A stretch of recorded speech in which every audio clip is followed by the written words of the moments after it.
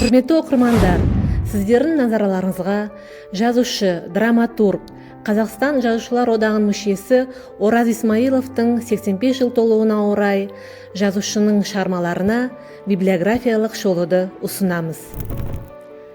Ел жүрегіндегі ескелді би және бабамыз Балпық әулие атты кітаптарда 18 ғасырдағы қазақтардың жоңғарларға қарсы соғысқа қатысқан Жылкелді ұлы Ескелді батыр мен Жерітсалы ұлы Балпық биге әулиеге қатысты әңгімелер, аңыздар, өлеңдер, деректер қамтылған.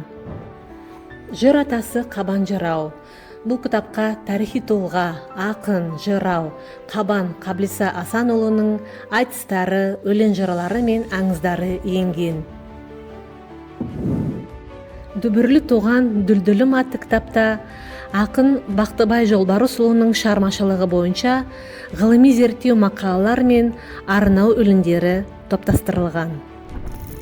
Алтын емел аясында бұл деректі романда Ораз Исмаилов қазақтың ұлы ғалымы, тарихшы, этнографы Шоқан Уәлихановтың өмірінің соңғы 10 жылының белбелестерін шолып өтіп, ғалымның туған жері мен халқына деген сүйіспеншілігін және жан-жары Айсарыға деген мөлдір махаббатын баяндайды.